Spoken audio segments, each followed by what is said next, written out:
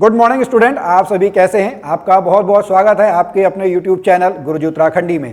दोस्तों, सबसे पहले तो आप सभी को राष्ट्रीय युवा दिवस की बहुत बहुत शुभकामनाएं। जी हाँ, आप सभी को राष्ट्रीय युवा दिवस की बहुत बहुत शुभकामनाएं। आप सभी को पता होगा कि हम प्रतिवर्ष राष्ट्रीय युवा दिवस स्वामी विवेकानंद जी की जयंती के अवसर पर मनाते हैं। सन 1984 को अंतर्राष्ट्रीय युवा वर्ष घोषित किया गया और उसी वर्ष से 12 जनवरी को विवेकानंद की जयंती के अवसर पर हम राष्ट्रीय युवा दिवस नेशनल यूथ डे मनाते हैं, जो कि हमारे देश के युवाओं को समर्पित है। अब हम आज की इस वीडियो में जानेंगे स्वामी विवेकानंद के बारे में और उनके उत्तराखंड प्रेम के बारे में। और अगर आप उत्तराखंड में सरकारी नौकरी की तैयारी कर रहे हैं तो बहुत बार यहां से प्रश्न बन के आ जाता है कि स्वामी विवेकानंद ने उत्तराखंड में कितनी बार यात्राएं की। तो उन्होंने कितनी बार यात्राएं की? 4 बार यात्राएं की। और मायावती आश्रम जो अद्वैत आश्रम है उसके बारे में तो प्रश्न पूछा भी जा चुका है। तो इसी को डिटेल में पढ़ने के लिए हम चलते हैं अपनी कंप्यूटर स्क्रीन पर।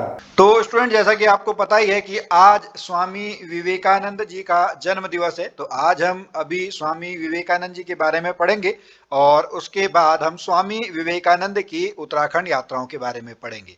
ठीक है। स्वामी विवेकानंद जी का जो जन्म है वह जन्म होता है आपका 12 जनवरी 1863 को। ठीक है। कहां पर होता है? कलकत्ता में, जिसको आज हम कोलकाता बोलते हैं। ठीक है।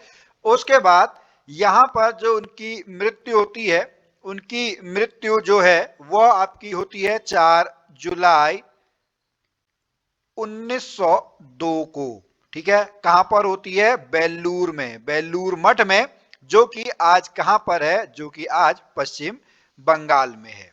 ठीक है।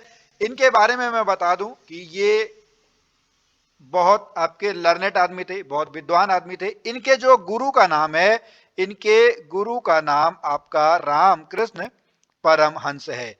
अपने गुरु के नाम पर ही इन्होंने रामकृष्ण मिशन की स्थापना की थी। तो एक बार यह प्रश्न पहले पूछा जा चुका है कि रामकृष्ण मिशन की स्थापना किसने की थी? तो रामकृष्ण मिशन की स्थापना आपकी स्वामी विवेकानंद ने की थी। इनके ऊपर ब्रह्म समाज का बहुत बड़ा प्रभाव पड़ा था। और मैं आपको बता दूं कि ये जो फेमस हुए थे, ये 1893 में विश्व प्रसिद्ध हुए थे। 1893 में संयुक्त राज्य अमेरिका के शिकागो में। ठीक है। आप ये याद रखेंगे, इनका भाषण भी आप जरूर सुनिएगा। उस भाषण से ये बहुत फेमस हो गए थे। और पर्टिकुलरली शुरुआत की जो इनकी लाइन थी, वो लाइन क्या थी वो आपको पता होगी, मैं आपको अभी बताने जा रहा हूं। तो 1893 में शिकागो में विश्व धर्म महासभा सम्मेलन हो रहा था। विश्व धर्म महासभा सम्मेलन हो रहा था 1893 में। कहां पर? शिकागो में।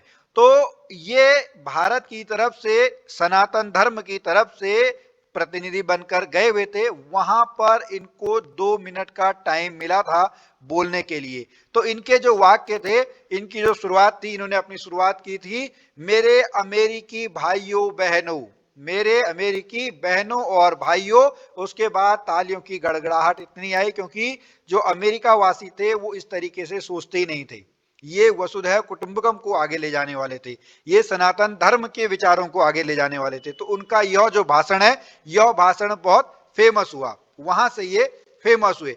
उसके बाद और उससे पहले भी ये उत्तराखंड आ चुके थे। तो अब हम जब पर्टिकुलरली बात करेंगे, हम अभी बात करेंगे स्वामी विवेकानंद की उत्तराखंड यात्राओं के बारे में।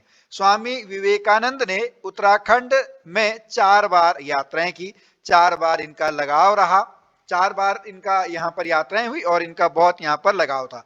सबसे पहले अगर हम बात करते हैं तो सबसे पहले जो इनकी यात्रा है वह यात्रा जुलाई 1890 में शुरू होती है। ठीक है। कब शुरू होती है? जुलाई 1890 में। ये तब अपने जो इनके गुरु भाई, मतलब एक ही गुरु से पढ़ने वाले 2 शिष्य, जिसको हम गुरु भाई बोलते हैं, गुरु भाई स्वामी अखंडानंद, क्या नाम है? स्वामी अखंडानंद के साथ ये यहां पर आए थे। ठीक है। सबसे पहले ये कहां पर पहुंचे? ये ट्रेन से काठगोदाम पहुंचे। उसके बाद ये पैदल आपका नैनीताल गए। नैनीताल में इन्होंने 6 दिन वहां पर रहे। वहां पर वो राम प्रसन्न भट्टाचार्य के वहां पे रहे। उसके बाद वो वहां से अल्मोड़ा के लिए निकल गए।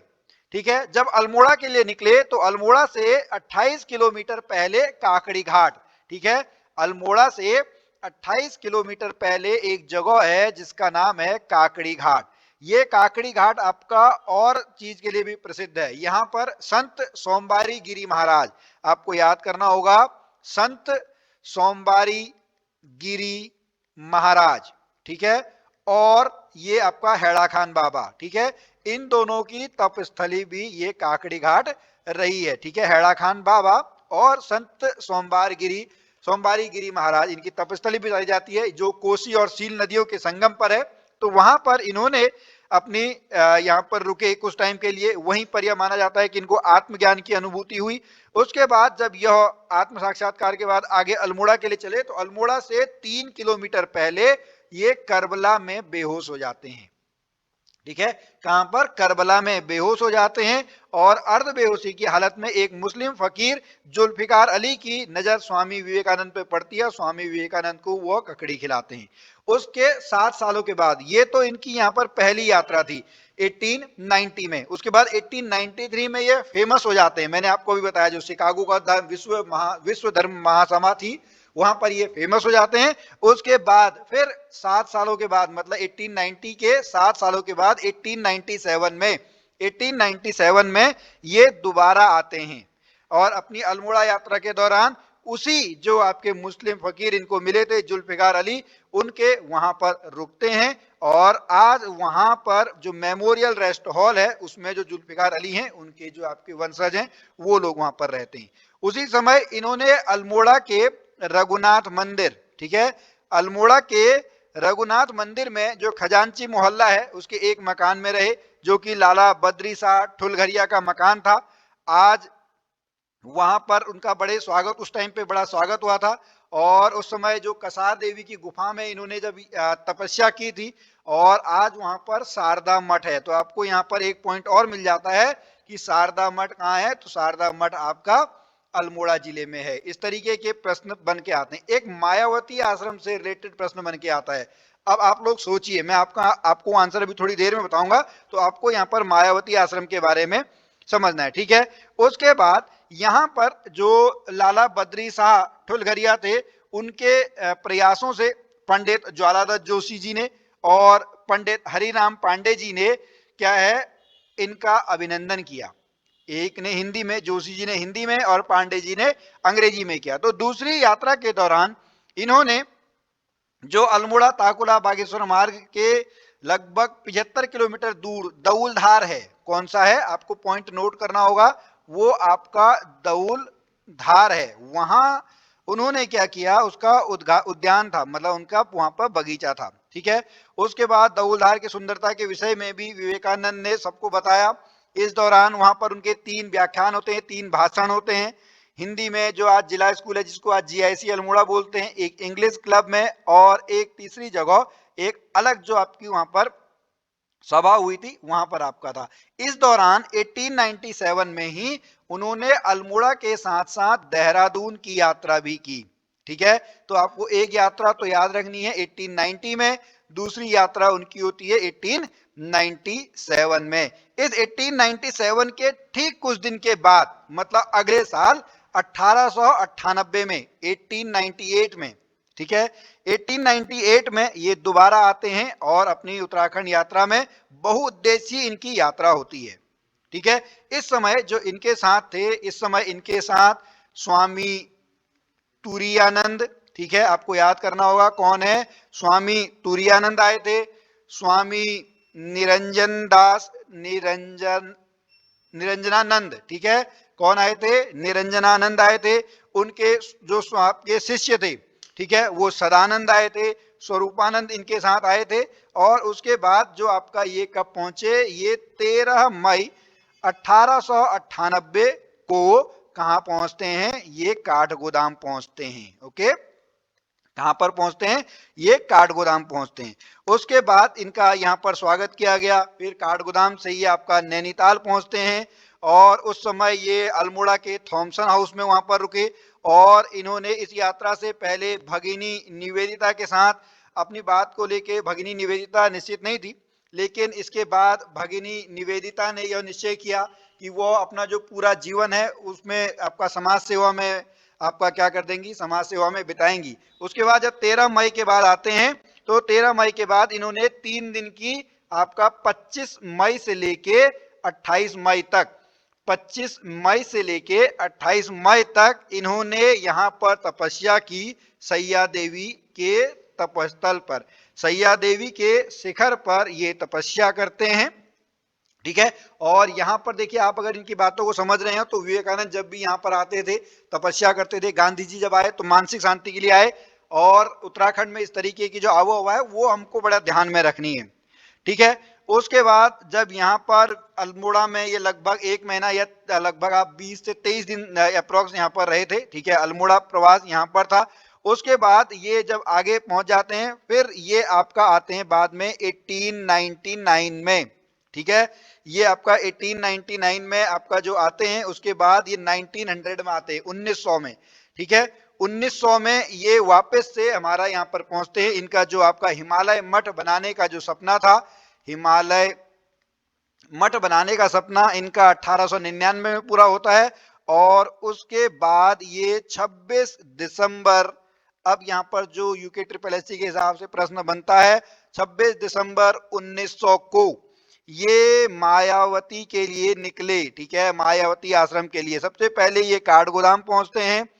उसके बाद यहाँ पर ये लगभग जो आपका 18 जनवरी 1901 तक, ठीक है, 18 जनवरी 1901 तक एक मायावती आश्रम में रहते हैं।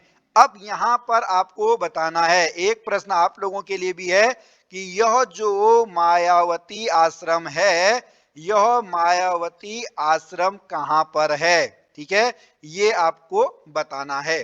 ठीक है, तो स्टूडेंट आज का जो यह वीडियो है अब यहीं पर समाप्त होता है। हम अगर बात करें तो 4 इन्होंने यात्राएं की थी, और हम सभी को विवेकानंद के जीवन से सीख लेनी चाहिए।